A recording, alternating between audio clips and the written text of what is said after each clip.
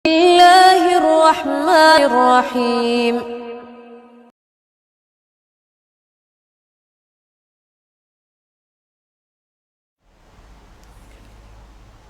Bismillahirrahmanirrahim. Assalamualaikum warahmatullahi wabarakatuh. Innal hamdalillah nahmaduhu wa nasta'inuhu wa nastaghfiruh wa na'udzu billahi min shururi anfusina wa sayyiati a'malina. May yahdihillahu fala mudilla lahu wa may yudlil fala hadiya lahu. Asyhadu an la ilaha illallah wahdahu la syarika lahu wa asyhadu anna Muhammadan abduhu wa rasuluhu la nabiyya ba'dah. Ya ayyuhalladzina amanu taqullaha haqqa tuqatih wa la tamutunna illa wa antum muslimun. Ya ayyuhan nasu taqu rabbakumul ladzi khalaqakum min nafsin wahidah wa khalaqa minha zawjaha wa batha minhuma rijalan katsiran wa nisaa'a wattaqullaha alladzi tasaaluna bihi wal arham innallaha kana 'alaikum raqiba. Ya ayyuhalladzina amanu taqullaha wa qulu qawlan sadida yuslih lakum a'malakum wa yaghfir lakum dhunubakum wa may yuti'illaha wa rasulahu faqad faza fawzan 'azima. Amma ba'd, fa inna asdaqal hadithi kitabullah wa khairal hadi hadi Muhammadin sallallahu alaihi wasallam wa syarrul umuri muhdatsatuha wa kullu muhdatsatin bid'ah wa kullu bid'atin dhalalah wa kullu dhalalatin finnar. Kaum muslimin wal muslimat wal ikhwan akhwat Allah Subhanahu wa taala, alhamdulillah kembali di pagi hari ini, di hari Ahad, kita dapat berjumpa dalam majlis ilmu yang diadakan oleh Majlis Ilmu, apa namanya majlis ilmu? Sahabat Tausiah, ya. Majlis Taklim Sahabat Tausiah yang meminta sebuah tema itu tentang mengenal ciri golongan yang selamat. Itu dengan topik membahas tentang mengenal ciri golongan yang selamat. Sebelum kita membahas topik ini dengan berbagai penjelasan, tentu kita tak lupa pula selalu mengawali majlis-majlis ilmu kita dengan bersyukur kepada Allah Subhanahu wa taala atas segala nikmat yang Allah bukakan untuk kita, yang Allah berikan kepada kita, sehingga dengan kemudahan yang Allah berikan kita tetap dapat melaksanakan kegiatan ta'lim, kegiatan majlis ilmu, ya, walaupun dengan kondisi-kondisi yang ada keterbatasan, tetapi tidak mengurangi makna dari majlis ilmu kita. Ya, tentu hal ini suatu hal yang patut kita syukuri. Ketika Allah Subhanahu wa taala memberikan sebuah ujian dan cobaan kepada umat manusia, memperlihatkan kekuasaan Allah yang maha sempurna, serta hikmah Allah begitu banyak, dengan kejadian-kejadian yang adanya peristiwa-peristiwa yang menggoncang dunia, walaupun makhluk menggoncangnya tidak terlihat, hanya dinamakan dengan virus yang terlihat, yang tidak terlihat oleh mata atau terlihat oleh kasat mata manusia. Bahkan nisbah kehalusnya sangat butuh kepada alat khusus untuk mengetahui, mendeteksi keberadaannya. Subhanallah, Al-Malikul Quddus yang Maha Suci. Maka di sini tentu seorang mukmin tidaklah sekedar mengeluh, sekedar merasa sedih, merasa sempit, susah. Tetapi di balik itu seorang mukmin pasti mencoba menghayati, mentadaburi apa makna dan pesan-pesan dari setiap peristiwa yang terjadi dalam sepanjang waktu. Maka di antaranya adalah banyak sekali hikmah-hikmah yang diambil dengan kejadian-kejadian ini. Salah satunya adalah kita melihat bahwa ketika segala kehebatan yang dibanggakan oleh manusia dengan ilmu teknologinya sungguh sangat mudah dilumpuhkan oleh Allah Subhanahu wa taala dengan menciptakan makhluk yang bernama virus corona. Namun bila kita membaca sejarah-sejarah kehidupan manusia sebelum masa kita, di dalam kitab-kitab sejarah yang ditulis para ulama kita seperti Bidayah wa Nihayah yang ditulis Ibnu Katsir, dan beliau juga mengambil faedah dari kitab-kitab Al-Muntazim karya Ibnu Jauzi, kitab Ibnu Athir, para ulama-ulamanya, Ibnu Asakir, Khatib Baghdadi. Ya, itu banyak sekali peristiwa yang menakjubkan di sepanjang sejarah, yang dimana Allah Subhanahu wa taala dengan kejadian-kejadian ingin menunjukkan bahwa manusia ini adalah makhluk yang sangat lemah. Tetapi kalau bukan karena bantuan Allah Subhanahu wa taala, kan tidak ada apa-apanya. Tidak akan bisa melakukan apa-apa. Maka dari situlah hendaknya seorang hamba ya merasa bagaimana dia itu adalah selalu butuh kepada pertolongan Allah. Butuh kepada pertolongan Allah. Butuh kepada bantuan Allah Subhanahu wa taala. Sekecil apapun urusan kita, kalau bukan dimudahkan dan ditolong oleh Allah Subhanahu wa taala, kita tidak akan bisa untuk melaksanakannya. Maka inilah yang selalu kita mohonkan dalam salat kita setiap rakaat, iyyaka nasta'in. Iyyaka na'budu wa iyyaka nasta'in. Pada Engkau saja kami menyembah ya Allah, dan kepada Engkau saja kami mohon pertolongan ya Allah. Jadi karena ya segala urusan kita menunjukkan ketergantungan kita kepada Zat yang Maha Kuasa. Ya, segala urusan kita menunjukkan akan ketergantungan kita pada Zat yang Maha Kuasa. Maka segala nikmat, segala apa yang kita miliki, kemudahan yang beraktivitas kita lakukan, itu semua atas pertolongan Allah, kemudahan dari Allah Subhanahu wa taala. Termasuk dibukanya didapatnya kita manfaatkan media-media ini, ya, media sosial atau media YouTube dan segala macam ilmu media informasi, ya. Ini semuanya atas kemudahan dari Allah Subhanahu wa taala. Menunjukkan kekuasaan Allah Subhanahu wa taala. Di mana dalam waktu yang sama manusia bisa menyaksikan dari berbagai penjuru kejadian di satu tempat, begitulah.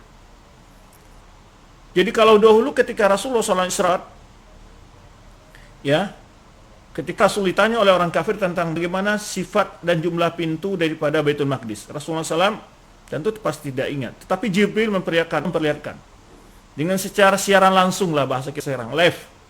Rasulullah SAW dapat melihat Baitul Maqdis dan menyebutkan jumlah pintu dan jendelanya Baitul Maqdis kepada orang kafir Quraisy. Dan begitu pula ketika Rasulullah SAW melihat surga dan neraka. Sebuah hal itu mudah bagi Allah Subhanahu wa taala. Hari-hari ilmu teknologi itu semakin membuka keimanan betapa tinggi keimanan para sahabat. Betapa tingginya para iman ulama dulu yang mungkin di masa mereka tidak akan pernah terbayang masa yang terjadi di masa ini, yaitu misalnya dalam waktu yang sama manusia dapat menjadi kejadian yang sama dalam jarak yang begitu jauh. Ya. Sekarang ini dalam waktu yang sama ribuan jutaan kegiatan manusia melalui udara ini.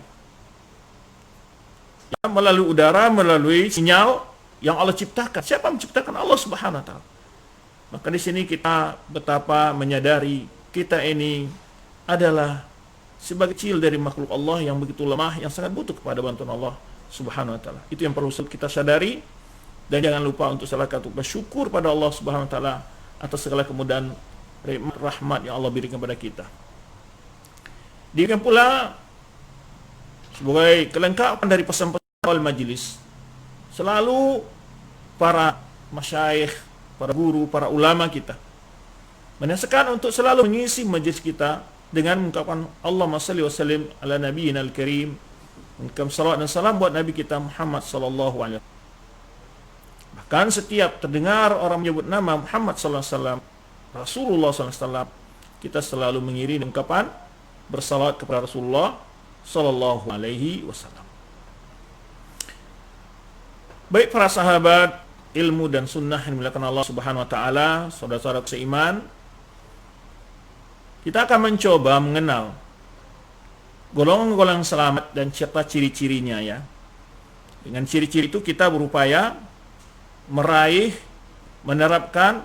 Setelah mengenal, tentu ada upaya dari kita untuk mencoba masuk ke dalam ciri-ciri yang terdapat di dalam ayat maupun hadis-hadis Rasulullah SAW menjelaskan tentang ciri-ciri orang golongan selamat itu.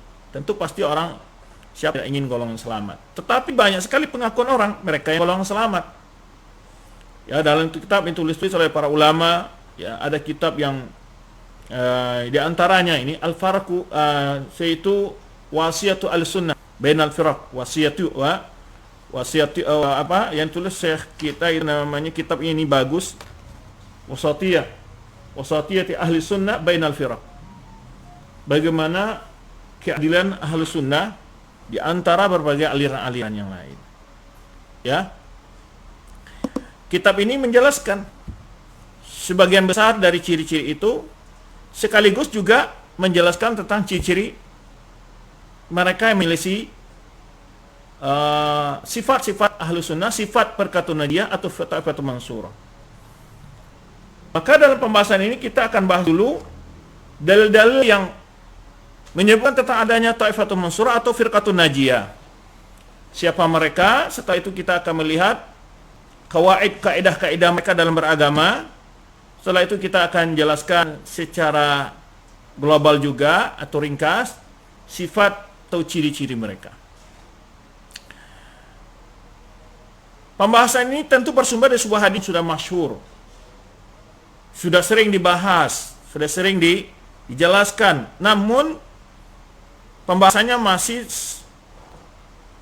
seputar golongan yang selamat, tapi tidak membahas lebih rinci apa bentuk dan sifat golongan selamat yang disebutkan dalam hadis tersebut. Itu hadis yang masyhur, hadis Rasulullah SAW, hadis Abu Hurairah yang diwakilkan oleh para ulama, yang berbunyi, ya kita bicara firqatun najiyah, disebut firqatun najiyah adalah kelompok yang selamat. Selamat dari apa? Dari api neraka, selamat dari siksaan Allah. Nah, itu maksudnya. Tetapi istilah firqatun najiyah itu di masa sahabat tidak dikenal istilahnya itu. Tetapi bukan tidak ada, firqatun najiyahnya ada. Dan mereka lah yang firqatun najiyah. Ya. Setelah terjadi berbagai penyimpangan dalam agama ini, muncul aliran yang awal munculnya di masa kekuasaan Utsman bin Affan radhiyallahu anhu, atau di akhir kekuasaan beliau, muncul di sana sekte yang disebut dengan Khawarij, muncul juga sekte yang disebut dengan Syiah Rafidah, berikut diikuti oleh berbagai aliran Qadariyah di akhir sahabat, masa akhir sahabat Qadariyah, ya. Kemudian datang lawannya Jabariyah. Kemudian saat lahirnya Khawarij datang firqah yang menentangnya, itu Murji'ah, dan seterusnya dan seterusnya. Berbagai kelompok-kelompok datang yang menyelisih firqatun najiyah atau kelompok yang selamat ini. Baik. Kita akan sebutkan dulu dalil-dalilnya tentang penjelasan tentang hal ini. Ketika Rasulullah SAW menyebut dalam sabdanya, ya, iftarqatil yahud ala ihda wa sab'ina firqah. Telah terpecah orang-orang Yahudi 71 golongan. Ya, kemudian sebuah kulluha finnar illa wahida. Semua golongan itu diancam masuk neraka kecuali satu golongan, dia golongan Yahudi yang selamat dari azab neraka. Setelah itu Rasulullah SAW menyebutkan iftar nasara ala sintai wa sab'ina firqah. Telah terpecah belah orang-orang Nasrani 72 golongan. Kulluha finnar illa wahida. Semuanya diancam oleh masuk neraka kecuali satu golongan. Kemudian Rasulullah SAW menyebutkan sataftariqu hadhil ummah. Ya, sataftariqu hadhil ummah, akan terpecah belah umat ini ala salasin wa sab'ina firqah, 73 golongan. Kulluha finnar illa wahida. Semuanya diancam oleh azab api neraka kecuali satu golongan. Nah, ini dasar titik pembahasan kita hari ini berdasarkan hadis ini. Lalu kenapa maksud Rasulullah SAW menjelaskan hadis ini kepada umatnya? Ingin menjelaskan wadahi penyimpangan-penyimpangan umat-umat yang berlalu. Jadi, yang mana akan mempengaruhi, di sini disebutkan, yaitu untuk mewarning. Jangan kalian menyelisihi paham yang telah dibawa oleh Rasulullah SAW. Kalau umat Yahudi menyelisih paham oleh Isa dan para sahabatnya, Nabi Musa dan para sahabatnya. Kemudian juga orang Nasrani menyelisih paham Isa dan para sahabatnya. Kemudian kelompok yang ada dalam Islam adalah orang menyelisihi paham yang dijelaskan Rasulullah kepada sahabatnya, yaitu pengamalan dan pemahaman yang diajarkan para sahabatnya. Jadi ketika Rasul menginformasikan hal ini, ada beberapa faedah. Pertama, adalah peringatan. Jangan kalian berpecah belah dalam agama ini. Itu maksudnya yang pertama dulu. Tetapi karena dalam ayat yang lain dan ayat dan hadis-hadis yang begitu banyak, Rasulullah SAW mengharamkan perpecah belah dalam agama ini. Ya. Di antara surah Al-Imran yang di antara ayat menjelaskan ini, wa'tasimu bihablil jami' wa la tafarraqu. Berpegang teguhlah kalian seluruh dengan tali Allah dan jangan kalian berpecah belah. Kemudian ayat lain Allah berfirman, wala takunu kalladzina tafarraqu ikhtalafu min ba'di ma ja'ahumul bayyinat. Kalian berselisih dan pecah belah setelah seperti orang-orang telah datang kepada mereka keterangan-keterangan. Banyak sekali ayat-ayat. Innal ladzina farraqu dinahum wa kanu syi'an lasta minhum fi syai'. Orang-orang yang pecah belah agama ini, ya, engkau tidak termasuk bagian dari mereka. Kemudian banyak sekali ayat-ayat dan juga hadis-hadis Rasulullah SAW. Sehingga ketika sholat saja Rasulullah SAW mengupayakan, memperingatkan, ya, ketika meluruskan saf, wala takhtalif wa takhtalif qulubukum. Jangan saf kalian bengkok-bengkok. Nanti juga hati kalian akan saling bertentangan, berselisih. Dan sekali Muhammad Rasulullah SAW menyatakan wajibnya dan pentingnya persatuan. Tentu akan ada pertanyaan dalam diri kita, kalau begitu kenapa terjadi perpecah belahan? Bukankah Rasulullah SAW menegaskan kita dilarang, dan ayat-ayat Al-Quran melarang kita untuk berpecah belah? Nah, ini adalah harus dibedakan antara ketentuan syar'i, iradah syar'iyah dari Allah SWT, hukum syar'i yang Allah wajibkan pada manusia, dengan iradah kauniyah, dengan kenyataan yang ada, iradah kauniyah Allah SWT. Nah, terjadi perpecah itu adalah iradah kauniyah. Seperti terjadinya kekufuran yang Allah melarang orang yang kufur. Tapi kok ada kekufuran? Orang melarang orang munafik, tapi kok ada kemunafikan? Nah, itu yang terjadi adalah iradah kauniyah. Sedangkan larangan-larangan dan perintah-perintah itu disebut iradah syariah. Karena Allah secara syar'i. Timbul lagi pertanyaan yang berikutnya, apa perbedaan antara iradah kauniyah dan syariah, Ustaz? Nah, iradah kauniyah adalah sesuatu yang mutlak terjadi. Tidak bisa mutlak terjadi, kun fayakun di situ. Apabila Allah berkata pasti terjadi. Tetapi iradah kauniyah itu tidak mutlak perkara itu diridhai oleh Allah SWT atau dicintai oleh Allah SWT. Lalu iradah kauniyah ini erat hubungannya dengan apa? Dengan hikmah. Dengan hikmah. Karena di balik adanya kekufuran, kemunafikan, ada hikmah di balik itu. Untuk membedakan mana orang-orang yang pura-pura beriman dan yang benar-benar beriman. Ya, dan banyak lagi perbandingan yang nyata antara iman dengan nifak, pada iman dengan kufur, iman dengan syirik. Jadi kalau bicara iradah kauniyah di sini konotasinya dengan apa? Hikmah Allah SWT. Ada hikmah yang luar biasa di sana. Yang membuat kelangsungan dari proses-proses, ya, hikmah lain di dalam balik itu.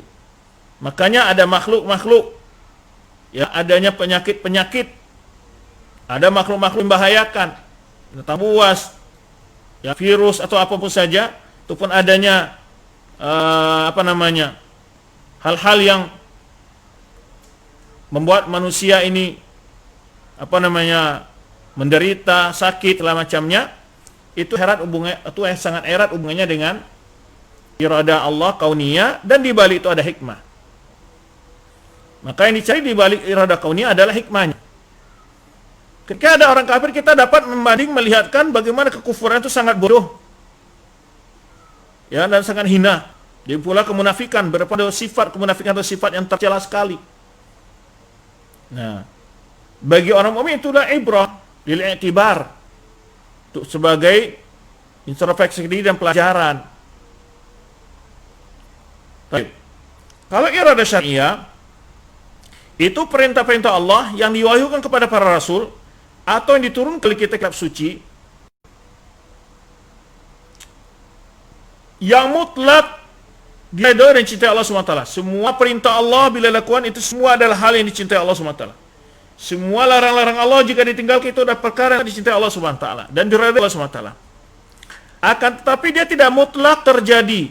Itu iradah syariah itu. Seperti Allah nyuruh orang salat, ada orang yang tidak salat. Bukan dipahami di sini bahwa kehendak manusia, kehendak makhluk lebih hebat dari kehendak Allah, tidak. Tapi karena perintah salat termasuk iradah syariah dan dia tidak mutlak terjadi. Allah menyuruh orang beriman, Allah menyuruh orang bertauhid. Tapi kok ada orang yang kafir, ada yang musyrik? Ya. Maka ini maksud itu adalah iradah syariah yang tidak mutlak terjadi, tapi bila ditaati iradah syariah itu adalah mutlak dicintai Allah SWT. Lalu bagaimana kita menyikapinya? Maka yang terpenting bagi seorang hamba adalah taat kepada iradah syariah.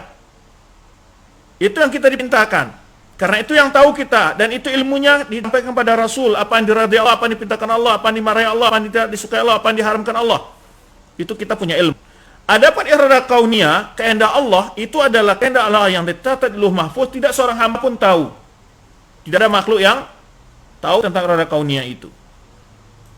Maka oleh sebab itu tidak bisa dijadikan hujah, karena kalau kita beralasan dengan ilmu yang kita miliki. Nah, makanya ketika orang-orang musyrikin berhujah dengan kehendak iradah kauniyah, Allah katakan bahwa mereka itu hanya sekadar mengira-ngira saja, tidak berlandaskan ilmu. Ya, walau syaa Allah ma asyrakna wala aba'una wala harna min syai'. Qul hal innakum minal ilmi fatukhrijuna in tattabi'una illa dhanna wa in antum illa khrusun. Orang musyrik katakan kalau Allah berkehendak kami tidak berbuat syirik. Ya. Dan kami tidak menghalalkan sesuatu pun, kata mereka. Lalu Allah katakan, apa kalian punya ilmu tentang hal itu? Ya. Kamu punya ilmu tentang hal itu? Fatukhrijuna, membuktikan kepada kami, kata Allah SWT, in antum illa takhrusun. Itu semua adalah duga-dugaan kalian saja. Maka yang terpenting adalah mengikuti perintah syariat Allah Subhanahu wa taala. Atau dalam bahasa lain adalah melawan takdir kauni dengan takdir syar'i. Nah, ini untuk menjawab syubhat ya. Kalau ada orang berkata, kan hadisnya sudah menjelaskan, Ustadz. Umat ini kan terpecah belah. Ya, kenapa kita harus ngotot-ngotot harus mempersatukan Ustadz? Kan gitu, bisa aja orang berhujah dengan itu. Ini bentuk pendalilan orang-orang yang tidak merujuk dalam memahami hadis ini kepada paham ulama, ya dia akan mengambil kesimpulan seperti itu. Dia akan mengambil kesimpulan seperti itu. Nah, maka itulah penting ketika kita membaca sebuah nas, sebuah dalil, merujuk kepada paham para ulama, menjelaskan maksudnya.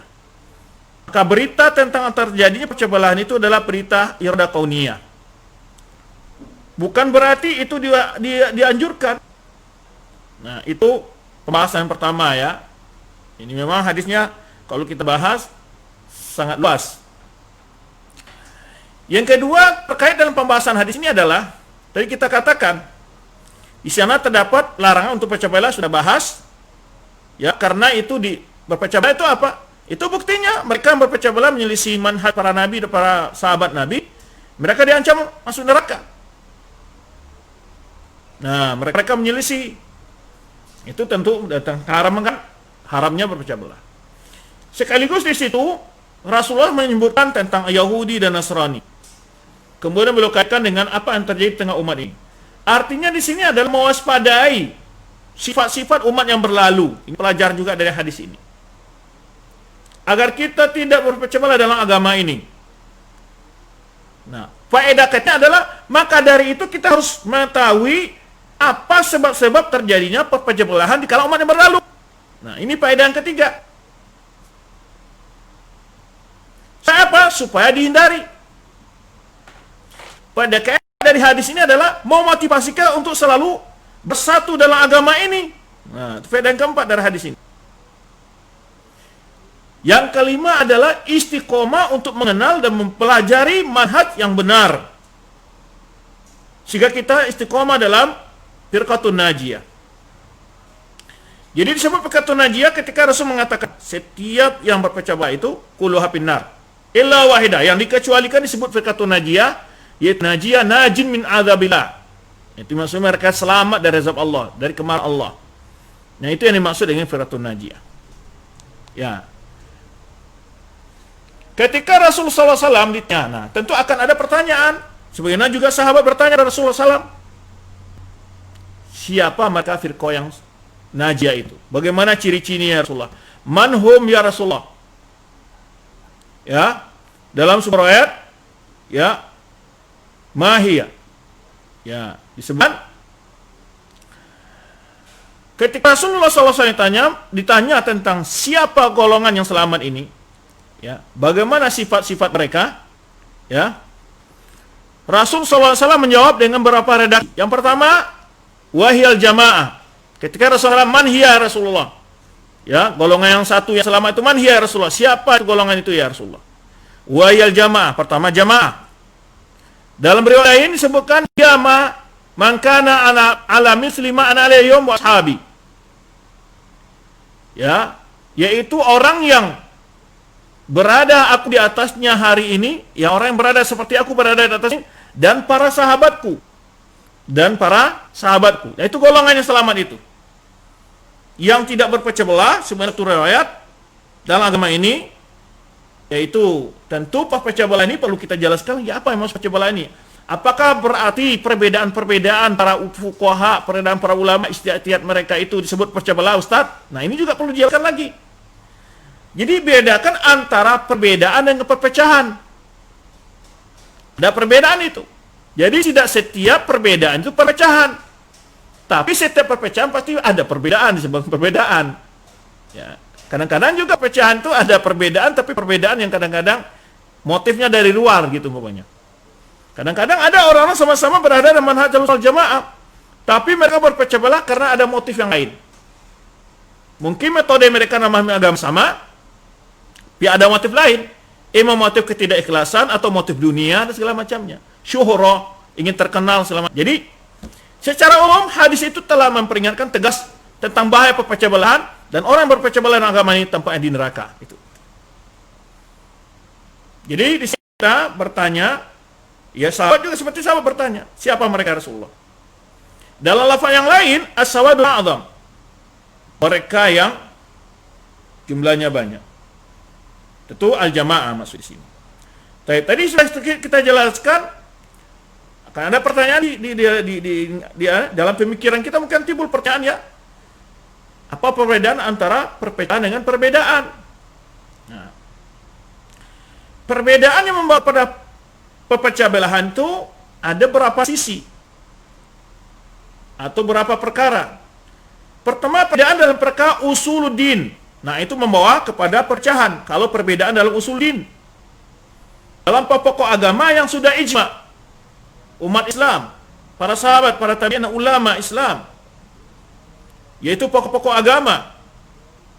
Nah, terutama dalam masa usul agama, seperti beriman kepada Allah, beriman kepada malaikat, beriman kepada kitab-kitab suci, beriman kepada Rasul, beriman kepada hari akhirat dan takdir baik dan buruk. Nah, dalam pokok-pokok yang 6 ini yang kita dapati banyak juga ada orang yang menyelisih ini.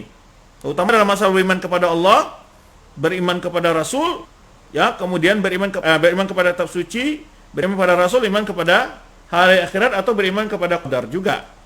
Dalam setiap rukun iman ini biasanya mulai ada perpecah-pecah belahan, pemahaman yang menyelisih. Maka dalam qadar umpamanya, dalam masalah beriman kepada takdir, muncul aliran Jabariyah dan Qadariyah. Dalam pembahasan masalah iman dan takfir, ya, muncul aliran di sana selain Ahlussunnah adalah Murji'ah dan Khawarij. Dalam masalah beriman kepada Allah Subhanahu wa taala muncul aliran Al-Musyabbihah wal Mu'attilah. Orang yang menyerupai Allah dengan makhluk, atau orang yang mengingkari sifat-sifat Allah. Atau orang-orang yang mempersekutukan Allah dalam ibadahnya dengan hujah, ya, dengan argumentasi, bertawasul dan meminta syafaat. Dalam iman kepada Rasul muncul lagi aliran-aliran, apakah itu yang mengaku sebagai Nabi, Qadianiyah, atau aliran Ahmadiyah segala macamnya.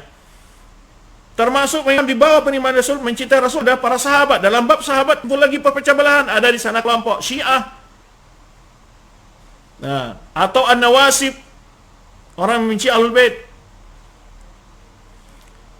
Nah, sebabnya kalau kita lacak, ini perbedaan perselisihan dalam usul ini, dalam pokok-pokok agama ini, karena menyelisihi apa yang disebutkan oleh Rasulullah dalam hadis itu sendiri. Yaitu al-jamaah. Jamaah itu maksudnya apa? Mengikuti paham sahabat. Nah, jamaah yang ada para Rasulullah itu sahabat. Jamaah itu sudah ada atau belum? Sudah ada. Yaitu jamaahnya Rasulullah dan para sahabat. Jamaah itu maksudnya. Dan juga definisi jamaah yang kedua sebelum para ulama kita adalah orang yang di bawah kekuasaan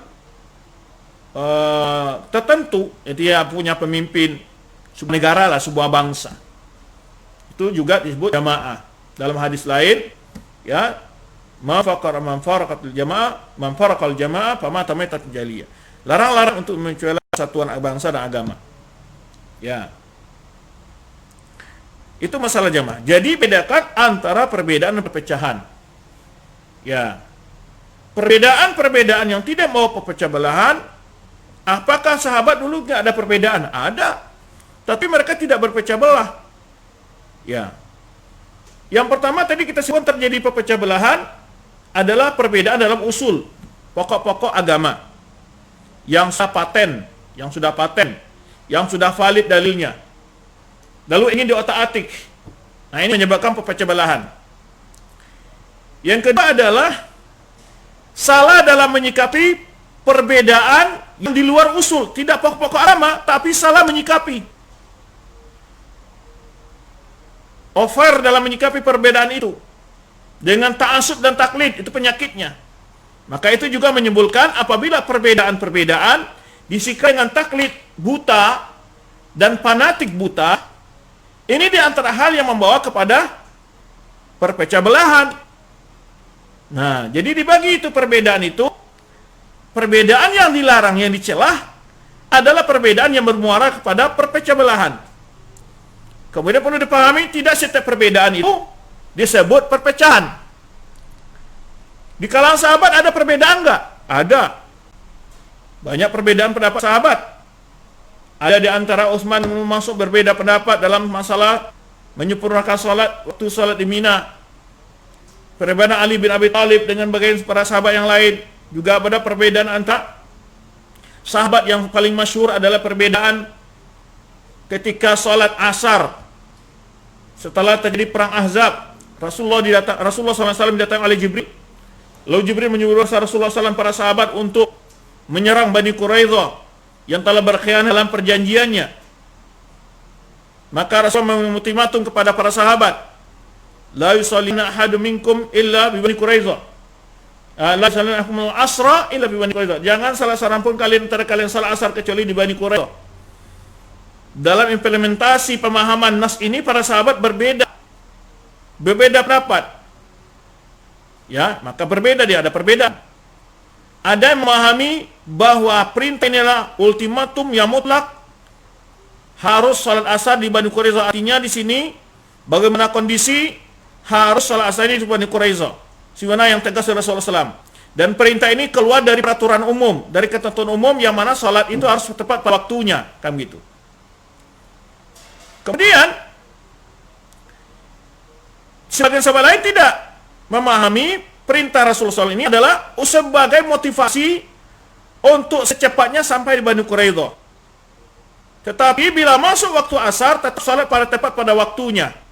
Maka ada sebagian sahabat yang salat di Bani Quraidah pada waktu maghrib atau setelah maghrib, karena mereka sampai di sana telah selesai waktu asar lah. Habis waktu asar namanya matahari. Di antara sahabat ada yang salat asarnya di jalan. Ketika masuk waktu asar, mereka salat asar, kemudian mereka bersegera lagi ke Bani Quraidah. Dan peristiwa ini terjadi di hadapan Rasulullah SAW. Dan Rasulullah SAW tidak memberikan keputusan dan hukum untuk kedua pendapat ini. Nah, ya. Tidak menyalahkan yang salat di jalan, salat asar di jalan, tidak menyalahkan yang salat di Bani Quraidah. Tidak memudah alasan keduanya berpaham, memahami dalil yang benar. Karena ada keijmalan dalam pemahaman, ada konteks yang harus dikumpulkan. Ada yang memahami ini kondisi adalah kondisi darurat yang diperintahkan Rasulullah SAW. Terkecuali saat ini tidak perlu salat asar karena ada rekomendasi boleh salat asar setelah sampai di Bani Quraidah. Yang lain tidak, berupaya menjamak antara dalil. Antara dalil memerintahkan salat secepatnya asar dengan dalil yang mengajukan salat tepat pada waktunya. Taib. Terjadi perpecahan enggak antara sahabat? Enggak terjadi. Apakah salah satu di antara mereka saling tuduh Wahabi? Enggak. Ini yang banyak di tengah masyarakat itu ada sedikit ada perbedaan. Orang beda pendapat dengan ormasnya Wahabi. Tapi buat fitnah-fitnah yang over, yang hulu, yang berlebih-lebihan, ya, tuduhan-tuduhan yang tidak benar. Nah, ini yang bahayanya. Selama perbedaan itu disikap benar, ini yang menjadi perpecahan apa? Salah dalam menyikapi perbedaan yang memang ada indikasi boleh berbeda di situ. Jadi ada unsur ini yang membuat kita berpecah belah. Jadi salah menyikapi perbedaan yang situ ada unsur istihadnya boleh. Jadi perbedaan yang di bawah syar, di bawah usul dan tidak di pokok-pokok yang sudah faal, yang sudah dipaten, ya, usul yang sudah paten, ijma' para ulama yang sudah valid dalil-dalilnya, dan masalah-masalah yang memungkinkan ada perbedaan di situ ada dua bagian juga. Bagian pertamanya perbedaan yang masing-masing punya dalil. Nah, di sini masing-masing akan memperkuat, memilih pendapatnya lebih kuat. Walaupun terjadi membantah pendapat yang lain, namun tetap dalam koridor menjaga adab, menjaga bahasa, tidak saling menjelekkan, menghinakan, menjatuhkan. Nah, kemudian ada lagi nas yang istihadi. Istihadi adalah dalilnya tidak berbicara secara khusus dalam masalah tertentu, tapi masalah ini diambil dari dalil-dalil yang umum. Dari dalil yang umum, lalu menimbulkan sebuah istihad. Ada lagi istihad yang lain. Maka la ingkari mas'al istihad, ini masalahnya. Ini nggak boleh saling menyalahkan, menjatuhkan di sini. Ya, masing-masing istihad boleh mengambil di situ. Karena dalilnya tidak menjurus kepada masalah secara kontekstual, ya, atau secara tekstual. Tetapi hanya istimbat. Ya, dengan dalil tadamun. Karena dalam mengambil dalil beristidlal dan sebuah dalil itu ada tiga bentuk. Dalil tadamun wal iltizam, ya, wa dalil mutabaqah. Jadi ada tiga dalil: mutabaqah, talazum, iltizam, tadamun.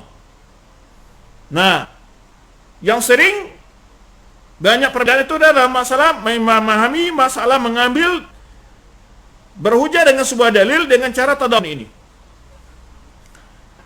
Baik, ini permasalahan yang perlu kita ketahui. Ya. Nah, itu masalah dalam hal ini. Al-jamaah tadi. Ya, ini juga manhaj, berarti ciri Ahlussunnah tadi apa? Mereka tidak berselisih di dalam usul, tetapi mereka saling tasamuh dalam perbedaan-perbedaan yang tidak usul, yang di situ ada ruang untuk berbeda pendapat, walaupun mereka saling membantah pendapat yang lain dalam koridor yang beradab. Kemudian ada perselisihan dalam istihadiyah, itu adalah hal yang tidak boleh di situ saling berbantah berlebihan, hanya sekedar menjelaskan pendapat. Nah, itu harus disikapi dengan benar. Kenapa hal ini kita jelaskan? Sebagian kita yang sudah belajar ilmu agama, sebagian kita yang sudah hadir majelis ilmu, yang sudah banyak menghadiri majelis ilmu, sebagian kita yang telah mengatakan hijrah kepada sunnah, itu kadang-kadang salah menyikapi perbedaan para asatis, para ustadz, para dai. Nah, biar kita menjelaskan masalah ini lebih detail dan lebih dengan contoh-contohnya biar paham. Ketika ada ustadz dalam masalah puasa Arafah umpamanya, atau Idul Adha umpamanya, ya, ada menyatakan puasa Arafah adalah ikut kepada ru'yahnya Saudi Arabia, yaitu hari Arafah itulah hari puasa kita, sesuai dengan hukum orang di Arafah. Ada ustadz yang berfatwa yang memegang pendapat hari Arafah adalah mengikuti ru'yah setiap negara masing-masing, yaitu kapan tanggal 9 Zulhijjah itulah hari Arafah dan itulah hari puasa mereka, hari Arafah. Lalu banyak di antara kita yang tidak memahami perbedaan ini malah mengatakan yang pro kepada ustadz kibar, bahasa mereka kadang-kadang, ya, atau membagi-bagilah ini ustadz kibar, ini para doktor, ini bahasa-bahasa yang menyebabkan perpecah belahan. Karena sudah mulai mengkotak-kotak para ustadz, kemudian mulai ada rasa fanatik kepada ustadz, rasa ta'assub kepada ustadz. Nah, ini yang mengakibatkan. Padahal perbedaan ini bukan hari ini, perbedaan sudah ada para ulama yang sejak dahulu.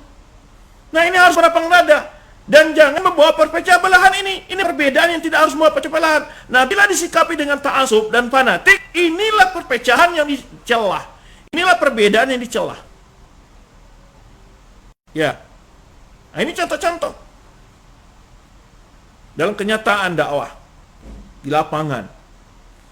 Begitu juga perbedaan-perbedaan para ulama yang sudah jelas dalam kitab-kitab fikih, dalam penjelasan-penjelasan, kajian. Contoh masalah jumlah rakaat salat tarawih, 8 apa 20? Ya kan? Atau malah jahar basmalah dalam salat-salat jahriyah atau disirkan. Ini perbedaan ulama-ulama yang sudah lama. Walaupun kita merojih, tapi tidak memberikan sekedar membantah, menguatkan dalil kita, melimputkan kelemahan dalil-dalil yang pendapat berbeda dengan kita, tidak bermasalah. Yang bermasalah adalah bila dijadikan sebagai untuk menjadi bahan perpecah belahan. Apa bentuk pecah belahan? Karena tidak sependapat dengan pendapat yang namanya salatnya jahriyah ketika basmalah dibuat masjid baru. Nah, ini perpecahan ini. Karena tidak sesuai dengan pendapat yang melaksanakan salat tarawihnya adalah rakaat, dibuat masjid baru. Ini perpecahan ini. Nah, harusnya perbedaan-perbedaan begini tidak membawa pada perpecah belahan. Ya, tidak membawa pada perpecah belahan. Jadi itu, kadang-kadang perpecahan ini terjadi apa? Salah dalam mencatat perbedaan-perbedaan yang tidak seharusnya menimbulkan perpecahan. Kenapa timbul ini? Adanya sifat fanatik, ta'assub. Fanatik dan ta'assub. Nah, ini ada mulai timbul di dalam dakwah-dakwah sunnah ini kelihatan gitu. Ada yang pro ini, yang pro ini. Nah, ini udah mulai. Ini mazmum, ini dicelah. Sifat fanatik dan ta'assub begini. Taklid seperti ini. Ya. Sikapilah dengan sikap yang sebenarnya perbedaan-perbedaan jadi para ulama dahulu. Kita lihat perbedaan yang ada di kalangan para ulama.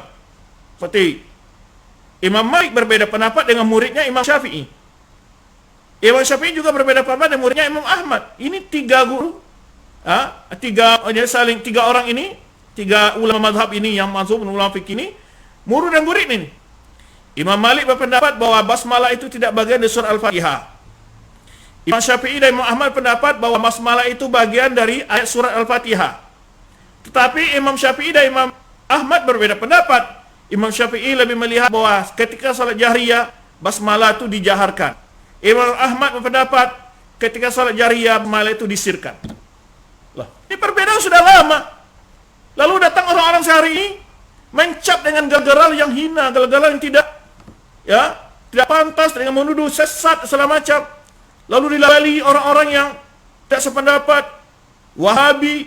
Ini kan bahasa-bahasa yang membelah umat. Jadi ini yang kita gambarkan. Jadi itu masalah tadi, pembahasan hadis tadi tentang jamaah tadi. Celaan tentang berpecah belah. Itu sudah kita bahas tadi rentetannya ya. Tidak setiap perbedaan itu adalah dianggap perpecahan. Perbedaan para ustadz banyak.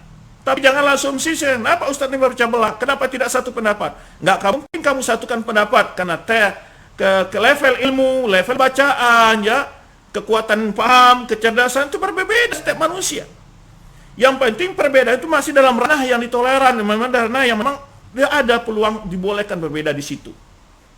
Nah, itu masalah jamaah. Ma'ana alaihi ashabi.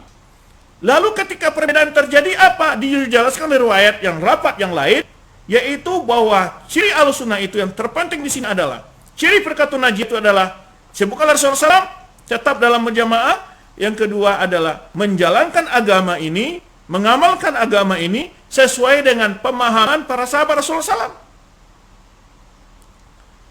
Dengan para sahabat Rasulullah SAW. Nah, maka ketika Rasulullah SAW menyebutkan firqatun najiyah yang selamat ini, ma'ana alaihi ashabi, orang yang berada aku di atasnya para sahabatku hari ini. Artinya akidahnya, ibadahnya, muamalahnya, akhlaknya. Ya. Ini adalah rambu-rambu terpenting ini. Ibaratnya ini adalah tempat start untuk menjadi seorang Ahlussunnah. Itu apa startnya? Startnya adalah memahami agama sesuai dengan pemahaman para sahabat Rasulullah SAW. Kenapa demikian? Nah, karena sebagian besar, bahkan bisa dikatakan perpecah belahan yang terjadi di tengah umatnya adalah karena tidak merujuk dalam memahami nas-nas itu kepada pemahaman para sahabat. Nah, itu. Ya, Intinya dapat kita jelaskan di sini, bisa kita simpulkan penyebab terjadi, penyebab terbesar, penyebab utama, ya tentu jelas kalau Ahlus Sunnah wal Jamaah pasti semua sepakat, atau dia sebagai seorang muslim pasti sepakatlah hujjah dalam agama dia adalah Al-Quran dan Sunnah. Nah, nanti akan kita rinci ini. Tapi kok masing-masing katanya kembali ke Quran dan Sunnah, Ustaz? Nah, ini yang kita masuk, ini yang masih komitmen untuk setiap perbedaan itu, setiap perselisihan yang komit untuk merujuk pada Al-Quran dan Sunnah. Tetapi kenapa Ustaz masih terjadi perbedaan itu, perpecah belahan? Padahal semua katanya kembali ke Quran dan Sunnah. Nah, yang titik yang terinti di sini menyelesaikan masalah ini adalah bagaimana memahami Al-Quran itu. Harus sesuai dengan pemahaman para sahabat Rasulullah Sallallahu Alaihi Wasallam. Nah, ini yang terpenting. Baik. Maka oleh sebab itu kita akan mencoba mengkaji hadis-hadis yang cerita tentang perbedaan, perselisihan, seperti hadis yang kita bahas ini, hadis yang kita bahas ini, itu jelas itu makna alaihi ashab. Kenapa tidak cukup dikatakan makna alaihi, orang berpegang dengan teguh dengan sunnahku? Kenapa harus dibawa sahabat di dalam? Setiap ada nasihat Rasulullah SAW untuk menyikapi perbedaan, selalu ada nasihat Rasulullah SAW untuk mengikuti pahamnya sahabat, manhajnya sahabat. Kenapa? Karena kunci terpenting di sini. Kita akan lihat nanti dalam sejarah kenapa sebab lahirnya Khawarij, kenapa sebab lahirnya Syiah, kenapa sebab lahirnya Qadariyah, lahirnya Jabariyah, Murji'ah dan seterusnya, berbagai aliran. Ya, kenapa muncul? Penyebab terbesar mereka yang masih berhujjah dengan Al-Quran dan Sunnah adalah ketika tidak kembali dalam memahami Al-Quran dan Sunnah itu kepada pemahaman para sahabat Rasulullah SAW.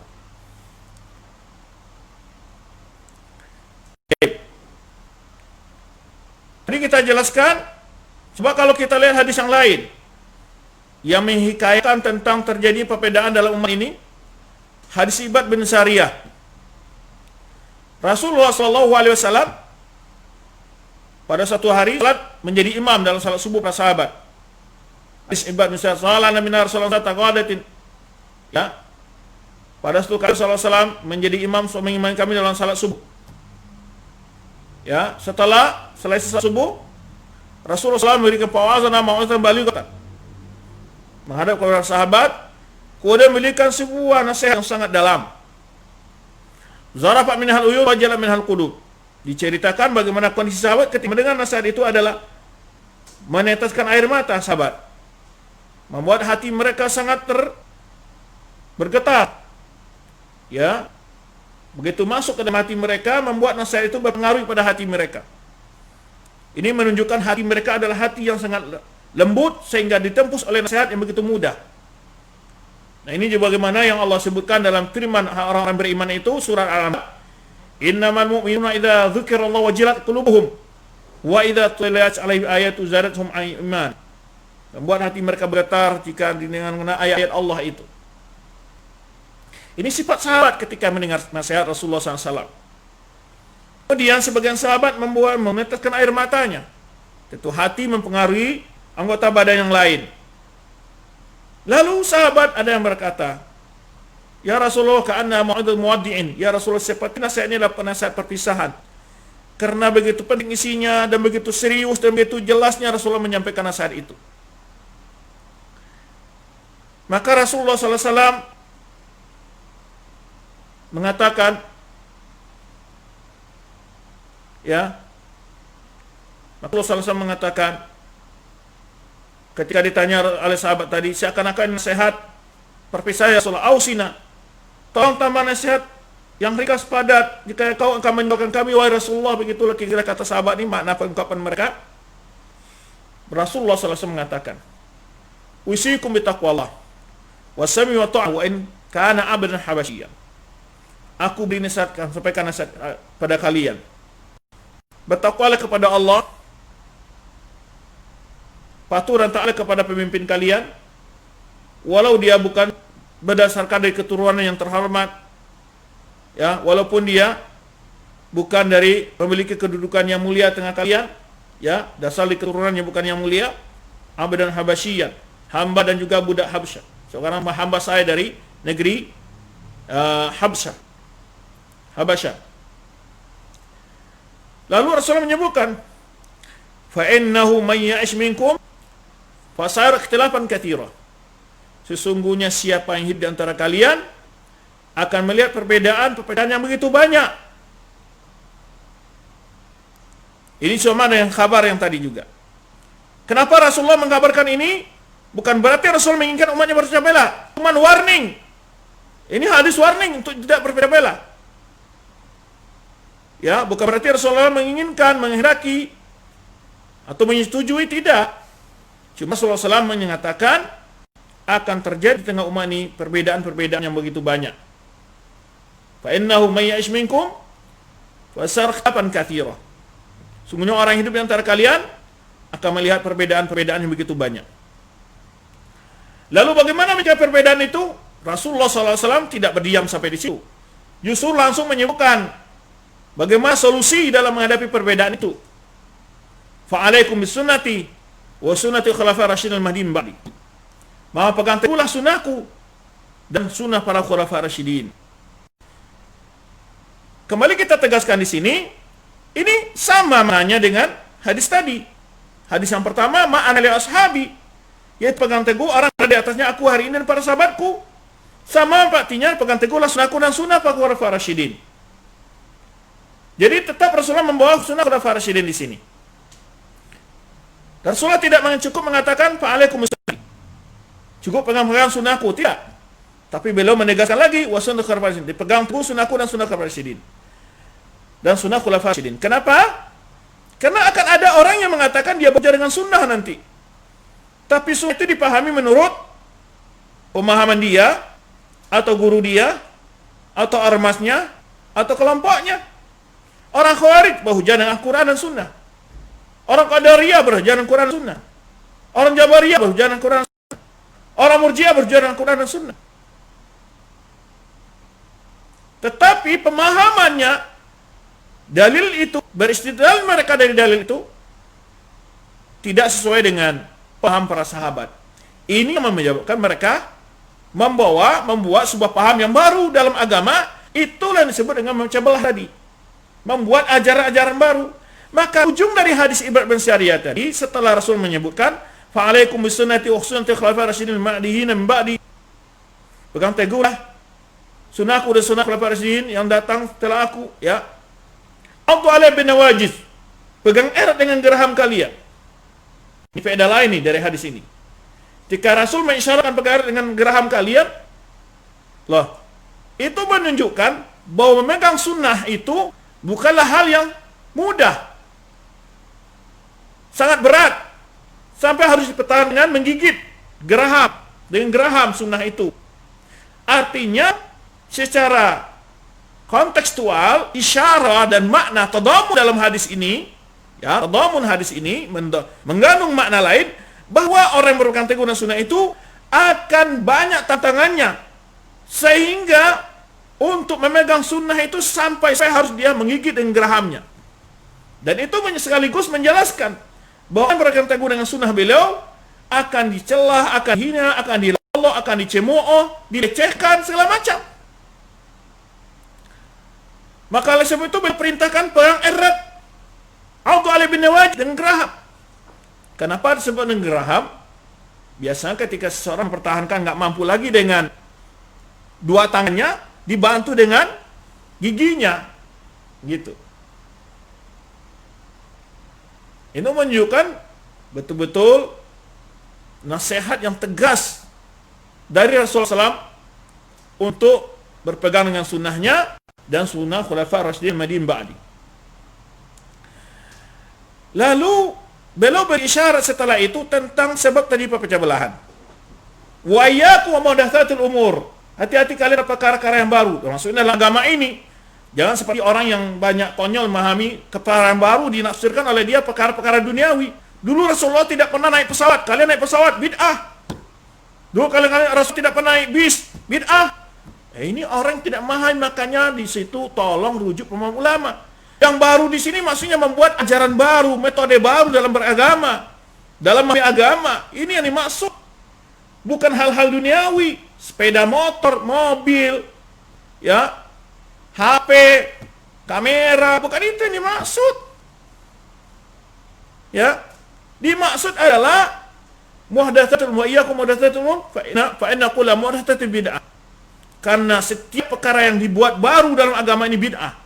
Contoh perkara yang baru dibuat bid'ah itu siapa? Orang Khawarij. Membuat perkara baru dalam agama ini, menyisi paham sahabat. Kenapa ada menjadi perkara baru? Karena mereka menyisi paham sahabat. Orang Syiah Rafidhah sama, karena mereka telah membuat paham yang baru dalam agama ini, bid'ah. Jabriyah, Qadariyah, ya, Murji'ah, Jahmiyah, Mu'tazilah, semuanya ini paham-paham yang baru. Maka mereka nisbahkan kepada, bukan kepada Al-Quran dan Sunnah, menisbahkan kepada paham mereka sendiri. Ini bentuk-bentuk yang memecah belah umat dengan paham-pahamnya tadi. Baik dalam bentuk keyakinankah, atau dalam bentuk praktek ubudiyah, ibadah. Membuat metode ibadah terbaru, cara-cara berselawat yang baru, ya, cara-cara berzikir yang baru, apalagi cara sholat yang baru, dan seterusnya. Nah, ini peringatan tegas Rasulullah SAW. Jadi, intinya yang kita akan jelaskan di sini tadi adalah bahwa pokok banyak terjadinya atau permasalahan utama banyak terjadinya perpecah belahan dan penyimpan yang membawa perpecah belahan yang tadi adalah yaitu 72 golongan yang masuk neraka. Dalam hadis Rasulullah bahwa umat itu pecah belah 73 golongan, 72 diancam masuk neraka. Yang dimaksud di sini inilah akibat pemahamannya menyelisih pemahaman para sahabat Rasulullah SAW. Kenapa harus paham sahabat? Bukankah kita juga punya pikiran, mereka juga punya pikiran, kita juga mungkin ada di antara kita yang merasa cerdas dari sahabat Rasulullah. Karena pahamnya sahabat ini mendapat rekomendasi dari Allah dan Rasulullah SAW, karena mereka saat memahami Al-Quran dan Sunnah ini langsung mendapat bimbingan dari Rasulullah SAW, dari wahyu Allah. Jika ada hal-hal yang mereka keliru, langsung turun ayat Al-Quran dari Allah SWT atau Rasulullah langsung meluruskan paham mereka. Jadi mereka adalah orang original yang sangat, ya, tepat dalam memahami agama ini. Maka itu tadi Rasulullah SAW membawa paham mereka, menjelaskan kita harus merujuk paham mereka dalam ketika Rasul menceritakan, mensifatkan, menjelaskan ciri golongan firqatun najiyah, golongan selamat dari ancaman neraka itu. Makna alaihi wa ashabi, orang yang berada di atasnya aku dan para sahabatku. Atau fa'alaikum bisunnati wa sunnati khulafa'ir rasyidin al-mahdiyyin ba'di. Pegang eratlah sunnahku dan sunnah khulafa'ir rasyidin al-mahdiyyin dan sunnah khulafa'ir rasyidin min ba'di. Sunnah khulafa'ir rasyidin setelah Rasulullah SAW. Kalau kita buat contoh sedikit, kita sebutkan sebagai contoh umpamanya. Ya, orang-orang yang mencari paham sahabat. Kita ambil beberapa contoh ini sudah sering kita ulang-ulang berapa majelis. Kalau kita paham, orang ambil paham ahlul kalam ketika mengingkari sifat Allah Subhanahu wa taala umpamanya. Ahlul kalam dengan berbagai sektenya, ahlul kalam itu adalah Jahmiyah, Mu'tazilah, Asy'ariyah, Maturidiyah dan Labiyah. Ini semua ahlul kalam walaupun berbeda-beda level daripada pengingkar mereka terhadap sifat Allah Subhanahu wa taala. Semua mereka dalam argumentasi mereka saat mengingkari sifat-sifat yang Allah sebutkan dalam Al-Quran, apa kata mereka? Baca dalam Al-Quran, laisa kamitslihi syai' wa lam yakul lahu kufuwan ahad. Allah tidak mirip sesuatu pun dan tidak sesuatu pun yang dapat menandai yang apa?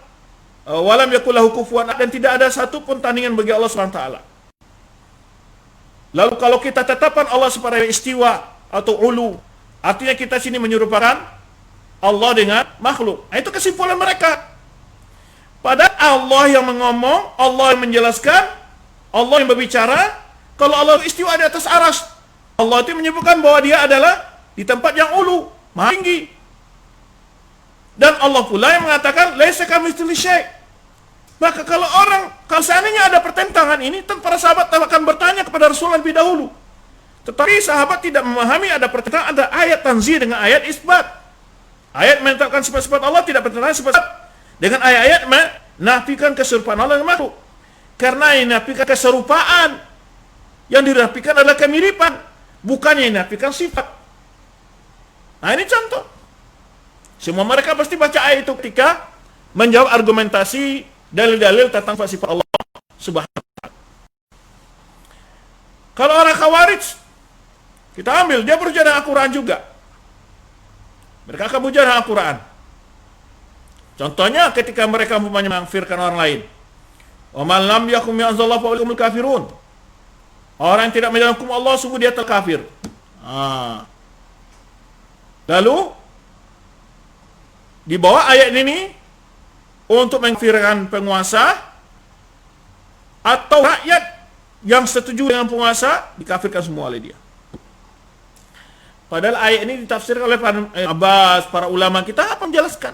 Dijelaskan sangat detail oleh para ulama kita. Secara umum mereka katakan kufrun duna kufrin. Bukan kekufuran yang mengeluarkan orang dari Islam.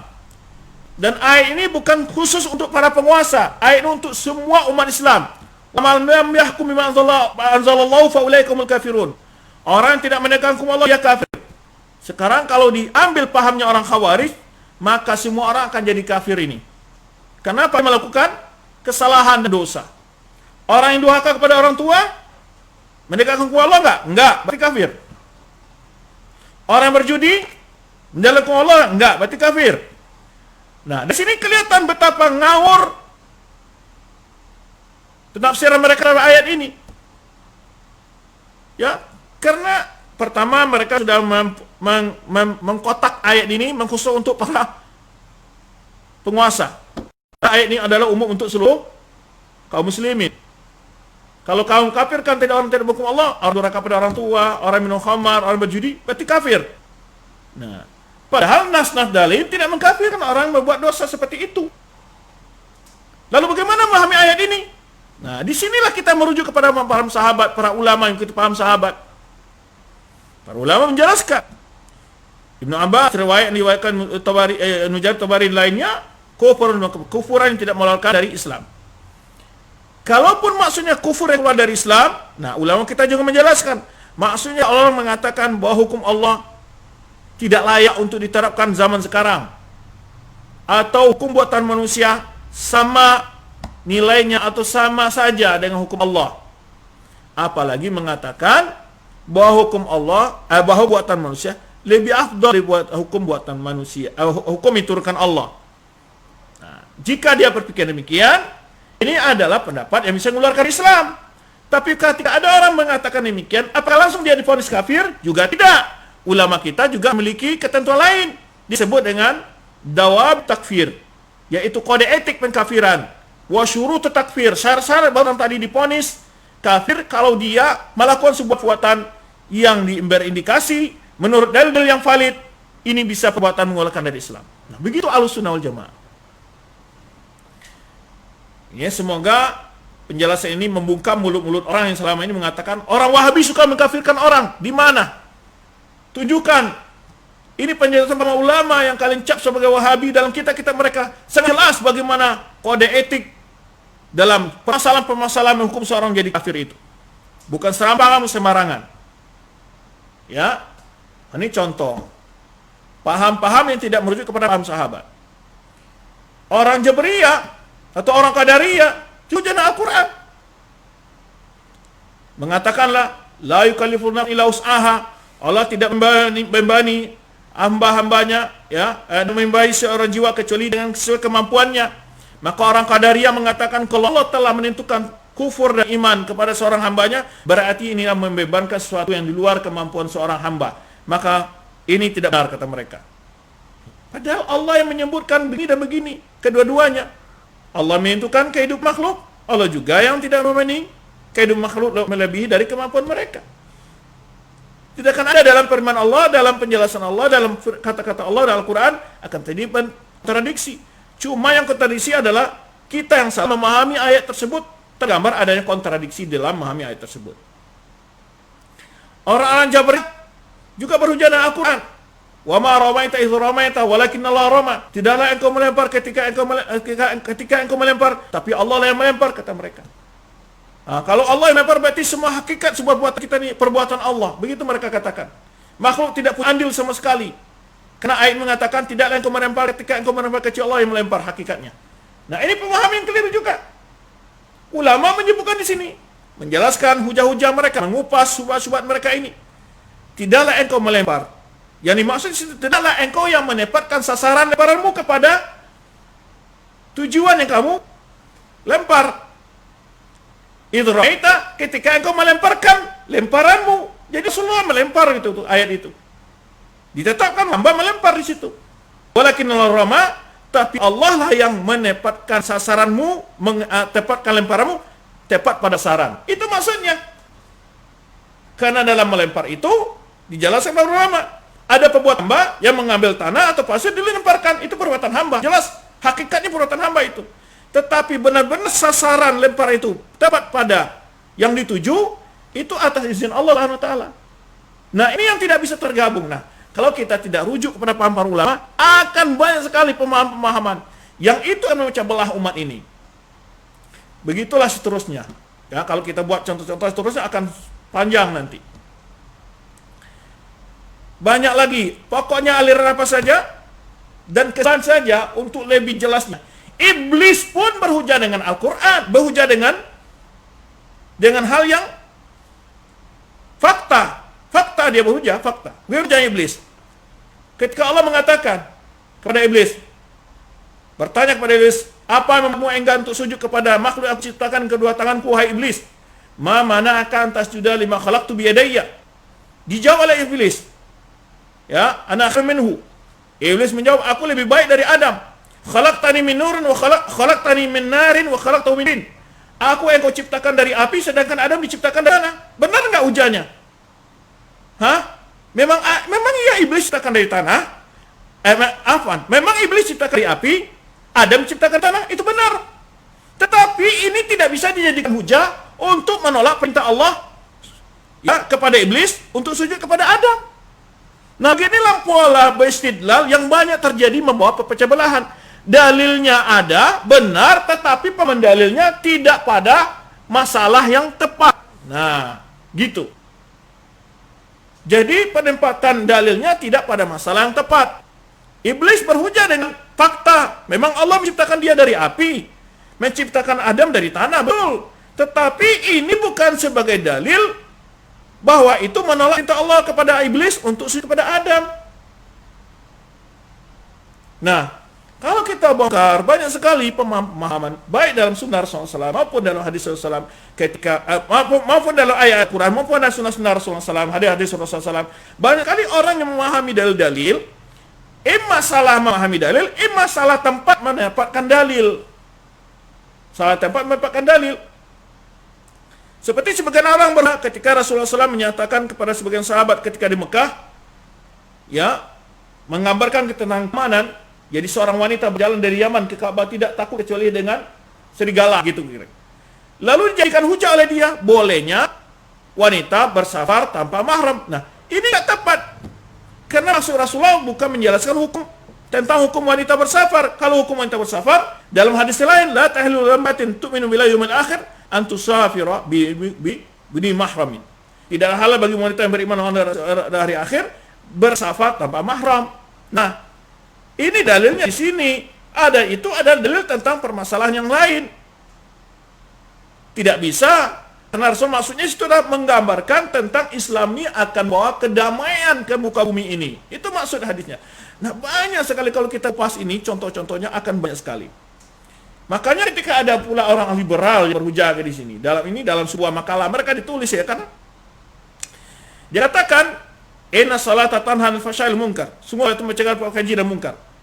Dia pahami dari ayat ini, kalau kita tidak mengerjakan perbuatan keji dan munkar, kita nggak perlu salat.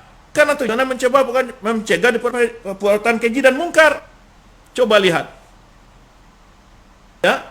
Nah, ini pola-pola pendalil begini. Nah, disinilah ini konsep utama dari ciri firqatun najiyah yang tidak bisa ditawar-tawar itu adalah memahami, menjalankan agama ini sesuai pemahaman para sahabat dan pengamalan para sahabat Rasulullah SAW yang diikuti oleh para tabi'in, atba' tabi'in. Dan ini banyak sekali ayat-ayat dikumpulkan oleh para ulama tentang wajibnya ikuti manhaj mereka ini, seperti surah Taubah ayat 100 yang sering dinukil dan disebut oleh para ustaz, para dai, was-sabiqunal awwalu minal muhajirin wal ansar walladzina taba'uhum bi ihsanin radhiyallahu anhu wa radu an. Kaum generasi pertama dari muhajirin dan ansar dan orang yang mengikuti mereka. Di kaum muhajirin dan ansar dan orang yang mengikuti mereka dengan baik. Nah, baru Allah meridai mereka dan mereka redha kepada mereka. Nah, ini kemudian juga hadis Rasulullah SAW yang diriwayatkan oleh Bukhari Muslim ketika menceritakan keutamaan para sahabat, para tabi'in, atba'ut tabi'in, khairun nasi qarni. Sebaik-baik manusia adalah kurunku.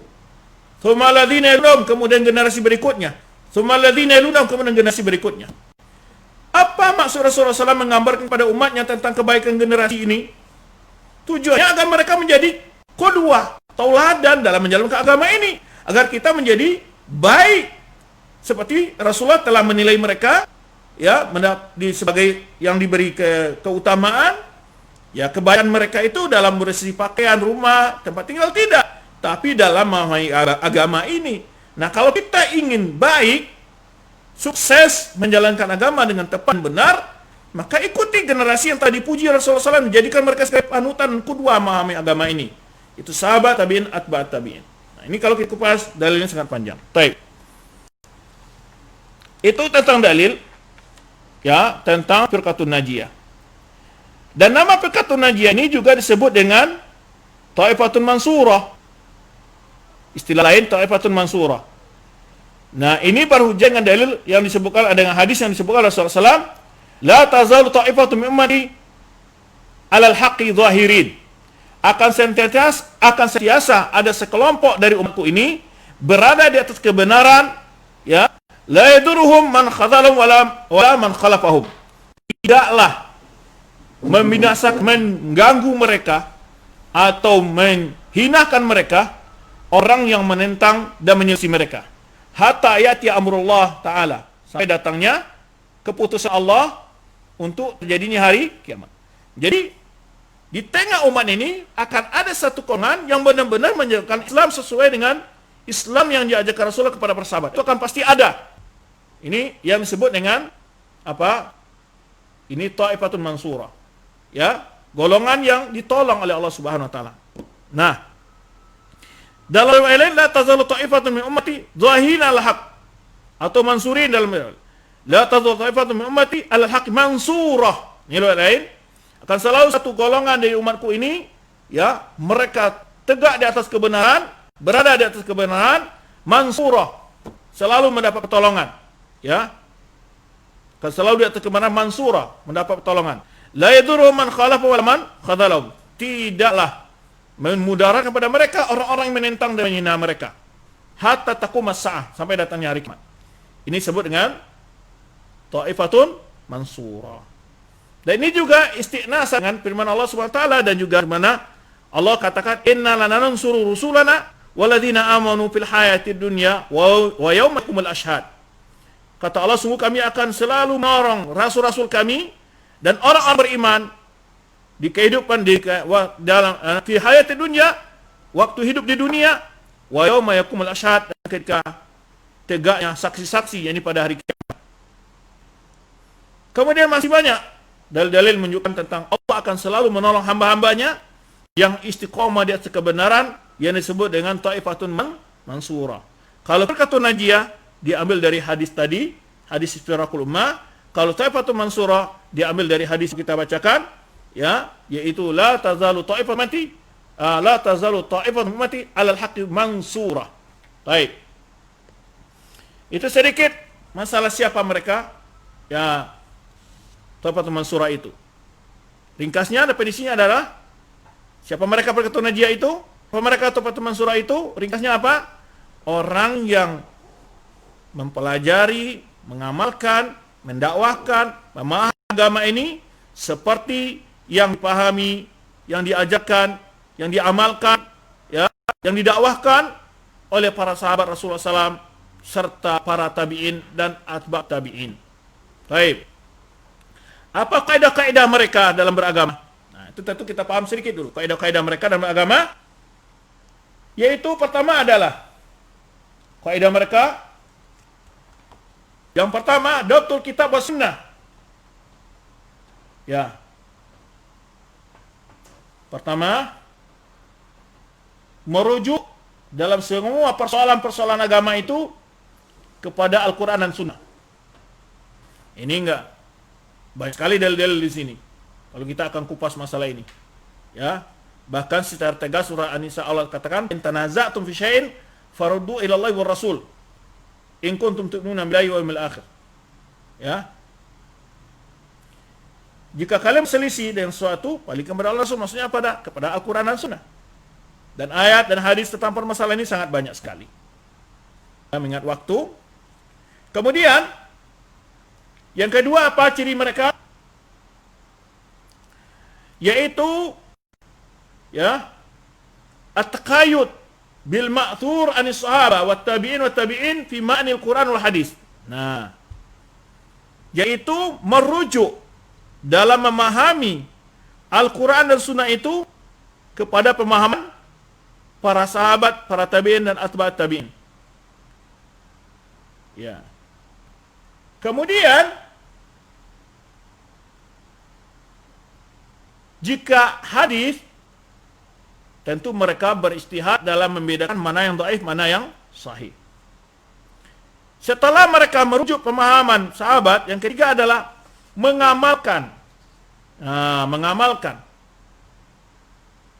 Baik secara i'tiqad, ataupun ibadah, ataupun muamalah, ataupun akhlak, ataupun dakwah, sesuai dengan sumber tadi, Al-Quran Sunnah dan paham sahabat.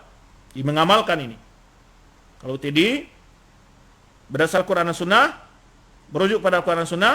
Yang kedua adalah merujuk kepada paham salaf. Yang ketiga adalah mengamalkan, bukan sekadar berilmu saja, mengamalkannya, mempraktekannya dalam tingkah laku syahri, baik dalam ibadah mereka, muamalah mereka, dalam dakwah mereka. Ya, mengamalkannya. Yang keempat adalah melakukan dakwah. Dakwatu ila dzalika bilisan wa banan.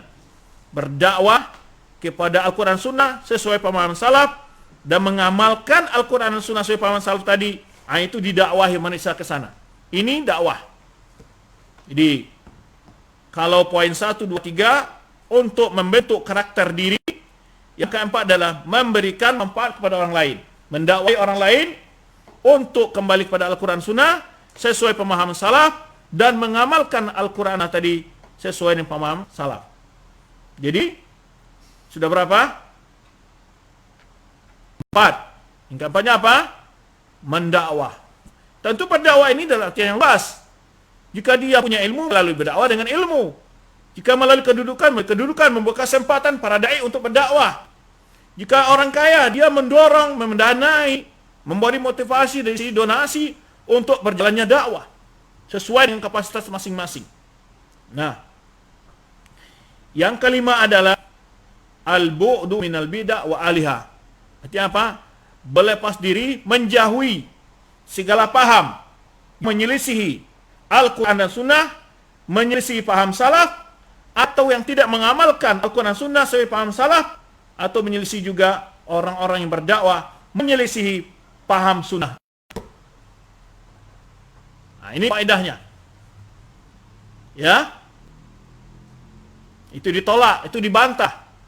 Tentu dalam membantah paham-paham yang menyelisih Al-Quran Sunnah, menyelisih paham salaf tadi, paham Al-Quran Sunnah, tidak mengamalkan Al-Quran Sunnah sesuai paham salaf, atau berdakwah menyelisih paham salaf, nah itu dibantah dengan argumentasi-argumentasi, ya, dengan fakta-fakta dari Al-Quran, dalil Al-Quran Sunnah.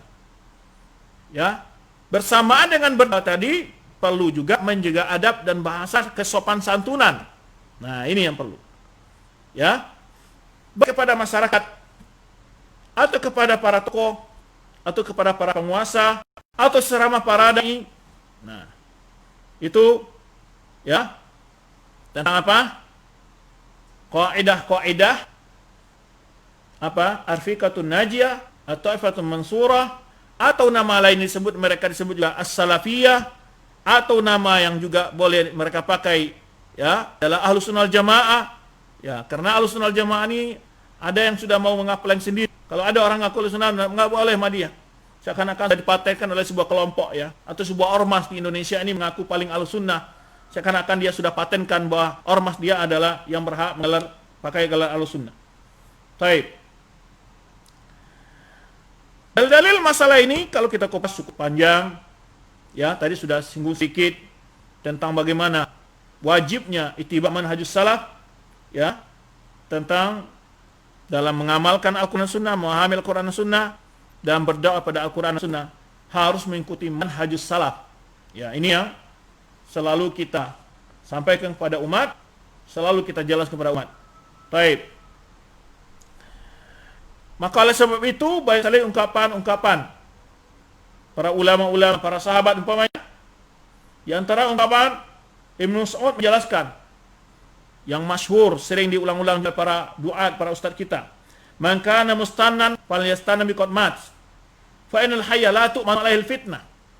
Barang siapa yang ingin menegakkan sunnah, menjalankan sunnah, memahami sunnah, maka contohlah orang-orang yang telah meninggal. Maksudnya siapa? Nanti dijelaskan.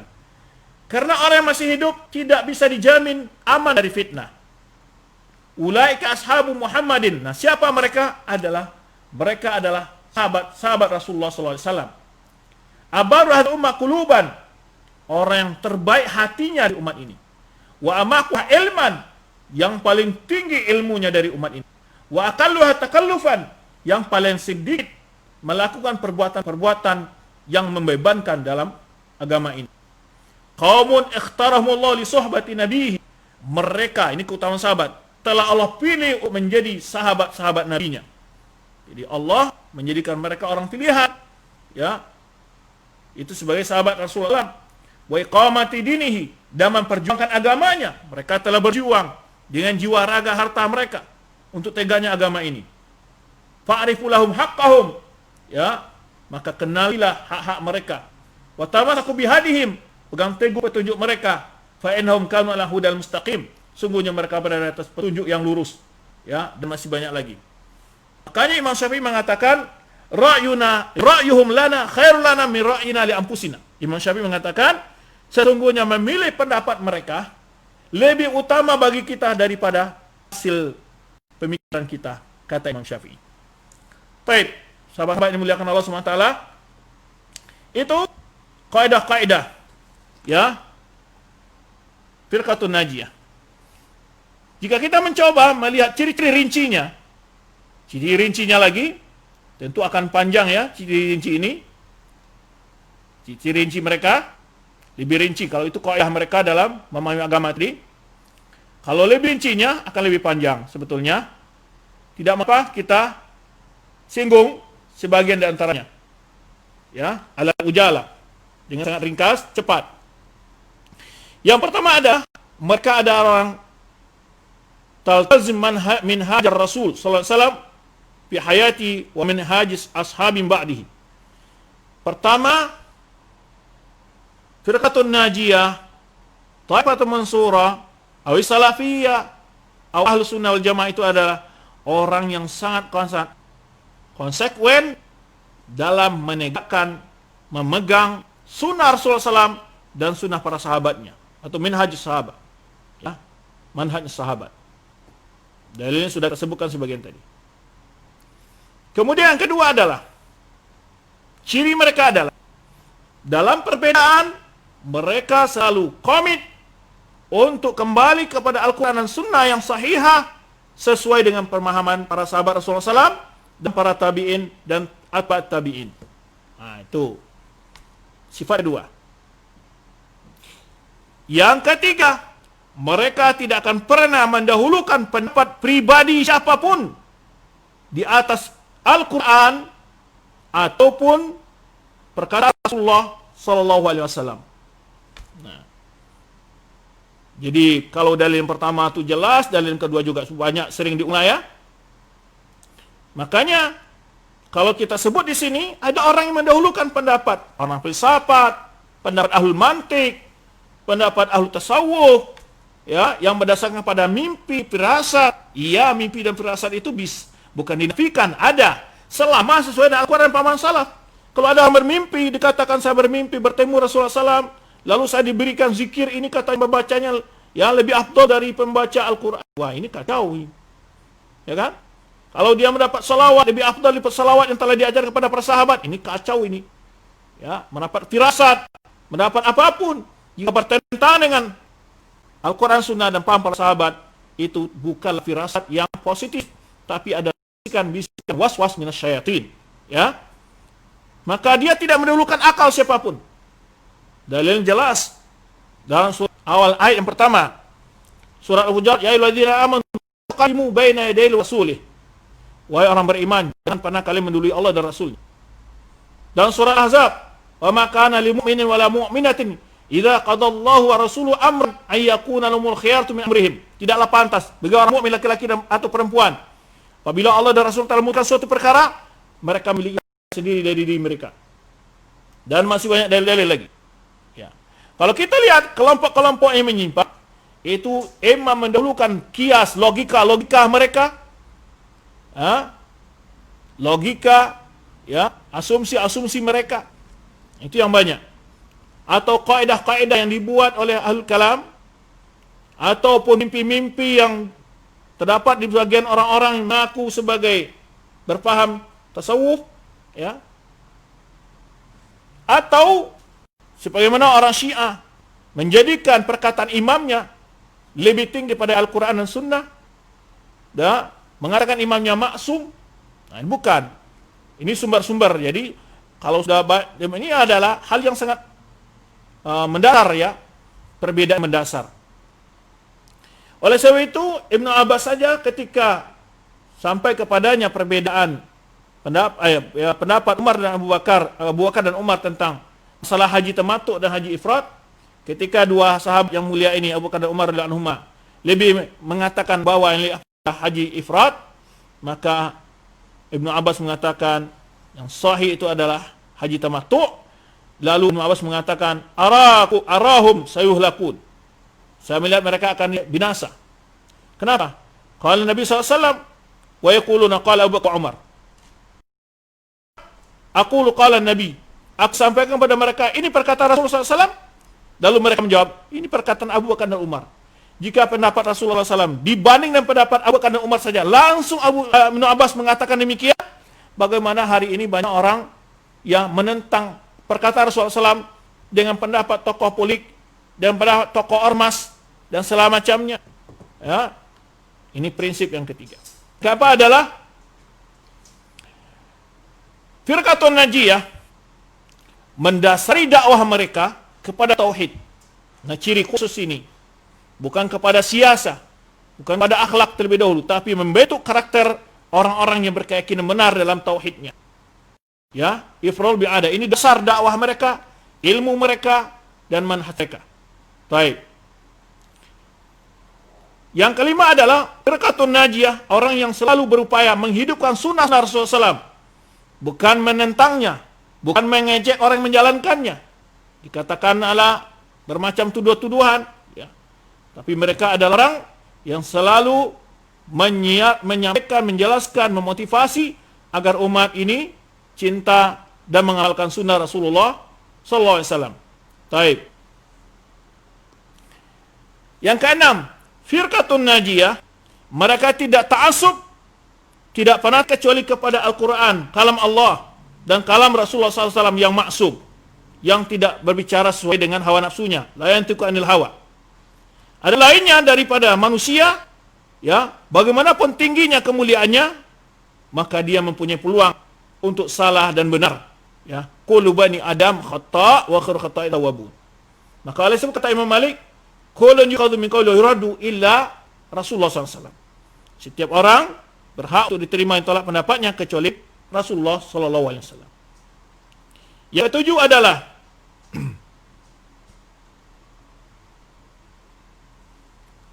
Firqatun Najiyah adalah orang yang memuliakan para ulama dan umara.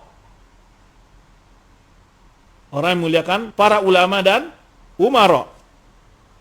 Yang kedelapan, ya, Firqatun Najiyah adalah orang yang paling di depan dalam menegakkan amal ma'ruf nahi mungkar.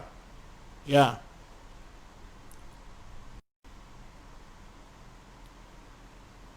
Yang kesembilan adalah firqatun najiyah. Ya.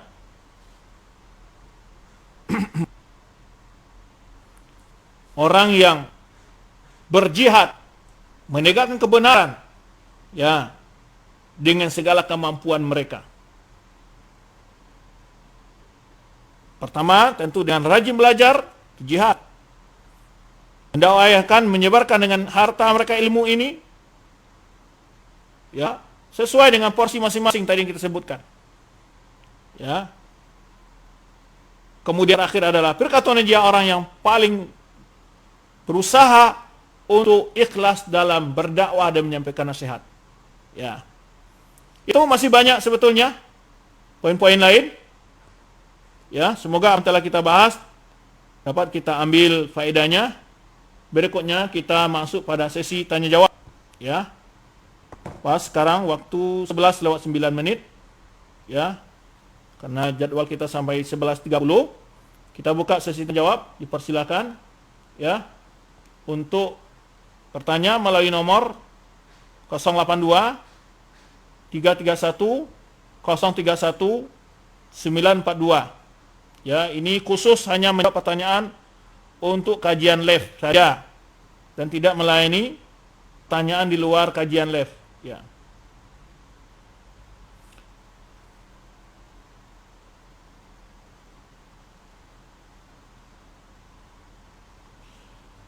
Ada pertanyaan, Allah jadikan hati saya terpaut pada manhaj salaf, namun saya masih lemah dalam mengamalkannya.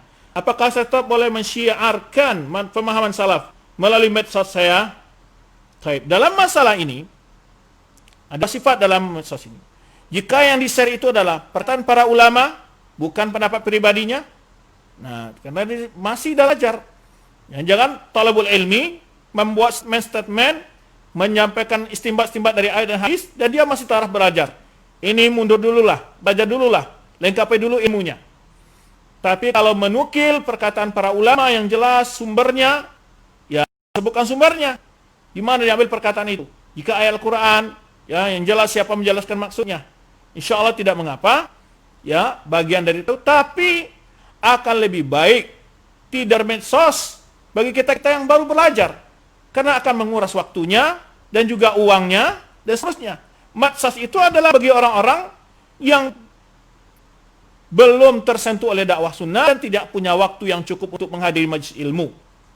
Bagi kita yang ingin fokus, ya menurut pendapat pribadi ana kurang tepat belajar melalui medsos itu. Ya, kecuali kondisi-kondisi darurat seperti sekarang. Ya, kita dalam menyampaikan ilmu sama-sama sesuai dengan ilmu yang kita miliki, ya boleh, tidak masalah.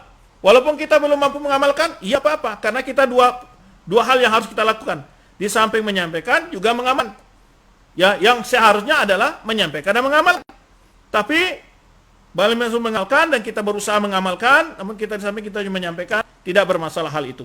Wallahu a'lam bishawab.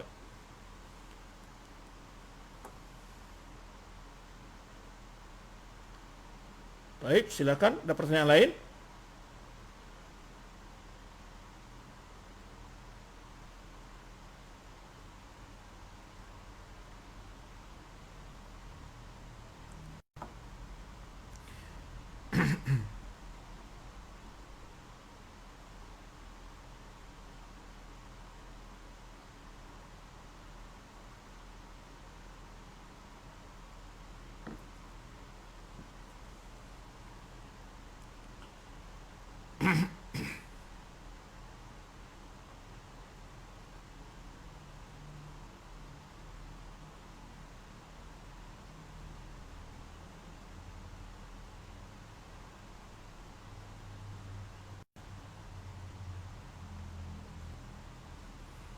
Baik, tidak ada masuk pertanyaan atau kita tutup?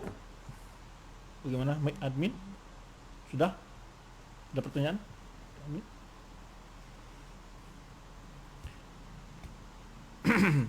Taib, sedikit akidah Ahlussunnah atau firqatun najiyah kita tambahkan. dalam masalah iman kepada Allah, mereka mengesahkan Allah dalam tauhid rububiyah dan uluhiyah serta asma wa sifat. Ya. Dalam menyelisih di sini paham Mu'attilah dan paham Jahmiyah dan paham orang-orang yang mempersekutukan Allah dalam ibadahnya. Kedua, mengimani segala perkara yang berkaitan dengan malaikat yang didapat dalam Al-Quran dan Sunnah. Kemudian, ya, berikutnya adalah mengimani segala kitab suci dan menyelisih paham-paham yang menilai paham itu masih mengatakan Al-Quran tidak kalam Allah, atau seperti paham orang-orang yang mengatakan Al-Quran telah terjadi dalamnya perubahan macam itu, menyelisih paham tersebut. Kedua, dalam masalah sahabat, mereka adalah orang yang mencintai sahabat dan Ahlul Bait. Nah, itu Ahlus Sunnah. Bukan berpaham Syiah Rafidah dan juga paham Nasibah atau orang musuh Ahlul Bait. Tapi mereka adalah orang muliakan sahabat Ahlul Bait. Kemudian adalah mereka yang menghormati para ulama dan mengimani percaya dengan adanya karomah para wali.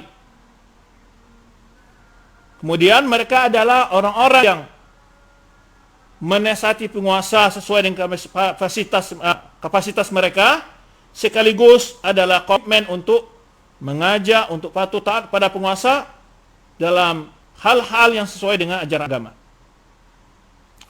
Kemudian dalam masalah beriman kepada Rasul, mengimani semua Rasul, ya, terdapat Quran dan Sunnah, dan meyakini bahwa risalah Nabi Muhammad SAW adalah risalah yang penutup risalah. Menyelisih di sini paham orang Qadianiyah atau Ahmadiyah. Kemudian dalam masalah yaumul akhir, mengimani segala persoalan berhubungan dengan yaumul akhir, termasuk tanda-tanda ciri kiamat, azab kubur dan seterusnya. Menyelisih paham-paham yang mengingkari azab kubur, yang mengingkari syafaat, yang mengingkari mizan, yang ada timbangan amal seperti paham Mu'tazilah, dan juga mengingkari paham-paham orang-orang yang mencoba membuat memprovokasi masyarakat dengan hadis-hadis asyratus sa'ah, hadis-hadis ciri-ciri hari kiamat. Kemudian juga mereka adalah orang yang beriman kepada takdir Allah, menyelisih paham Qadariyah dan Jabariyah. Kemudian dalam masalah perkara iman dan amal, mereka menyelisih paham orang Khawarij dan paham Murji'ah. Ya. Dan itulah beberapa hal yang berkenaan, ya, sifat-sifat ciri Firqatun Najiyah yang dapat kita bahas. Sebetulnya pembahasannya walaupun butuh kepada berseri dan pembahasan yang lebih detail. Mudah-mudahan apa yang saya sampaikan secara umum ini dapat kita ambil faedahnya. Demikian, wallahu a'lam bishawab. Terima kasih atas segala perhatian dan kesempatan yang telah diberikan. Mohon maaf atas segala kekurangan.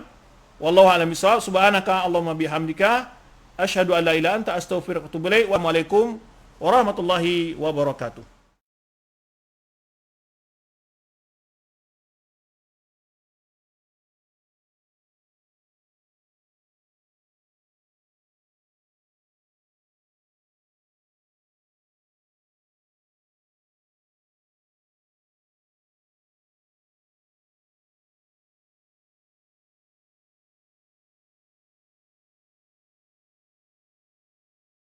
بسم الله الرحمن الرحيم